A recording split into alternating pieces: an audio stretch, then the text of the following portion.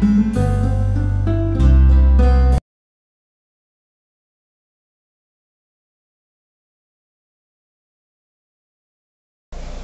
all hoped somebody back home in the USA would send them Band-Aids, phone cards, sunscreen, beef jerky, Kool-Aid, lifesavers, baby powder, and baby wipes. At first I could not comprehend the scene I was looking at. I just stood there in the shop looking and trying to decipher the different things while the bombs went off. IED, RPG, smoke, fire, parts of everything and everyone. People died, people lived. People died and people lived. The grocery store clerk looked at me and asked, "Are you finding what you need here today?" So I said, "Yeah, I got it." It was 25 years since I was in the aisle for baby products, and now my sons were soldiers in the war. It was a honeymoon, with a man driving a new pickup truck with his beautiful new bride beside him and a new RV trailing them across the flat, hot desert. The bride really was very new, in fact, just now legally an adult who had co-signed all of the loans in the same happily trusting way she did anything with this man. After all, he was so handsome. The immense and jagged mountain ranges rose up all around this tiny movement in the vast and arid scene. There was no other traffic on the highway, and not even a grazing herd of anything on the slopes. "Look, a gas station restaurant!" cried the bride. "We better stop, because who knows when we'll get another chance." The building was a low-slung, inconspicuous rectangle of weathered gray lumber, without the normal tall, soaring, name-brand petroleum sign that could light up a night or be seen from any distance. They went inside and sat down. The waitress had a high, teased, burnt orange hairdo. "That's why it's called the Beehive State," the bride whispered, but her husband needed the joke explained. The bride felt suddenly cold. She felt this in the pit of her stomach, without even taking a sip of the ice water, which she had raised to her lips, but now set back down on the red and white checkered tablecloth.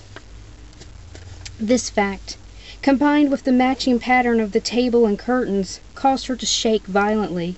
He ignored this, and studied the menu as if it contained more significant clues. She gripped her knees to still herself. Her thoughts buzzed in panic. The waitress wore a teal turquoise pantsuit with the same color eyeshadow. The waitress had a face which matched the dry landscape, with its orange and brown powder makeup, deep cracks and lines, and rouged, hollow cheeks. The waitress had burnt orange lipstick and nail polish. This was no place to live. What if this waitress was only 25 or 30 years old, or else an alien being? The bride wanted to leave right this instant. She could warn her husband about the food. At a glance she had seen that every item on the dinner menu would be a frozen formed oval with a different color of food service sauce to approximate its description, e.g., veal parmesan, fried steak with cream gravy, Salisbury steak, chicken marinara. In the kitchen there would be gallon plastic containers of red, brown, orange, and white multi-purpose supreme sauce. She had served her waitress time at the summer shack on school vacations. But it was she who had wanted to stop here, nor could she bear to invite that blank, defective stare. His high school yearbook had many girls with beehive hairdos. He was 10 years older. He had performed a brief, mechanical laugh for her joke. He lived with his mother between marriages when he was 31 years old. He came from a respectable family. The house was kept immaculate, someone remarked. His mother had given her a cookbook with a red checkered cover as a wedding gift. It was presented with a lengthy verbal explanation of how to correctly hard-cook eggs, since the instructions were not included in the cookbook. It was a very disturbing experience. The bride patiently accepted this information, since it had seemed so important to her mother-in-law.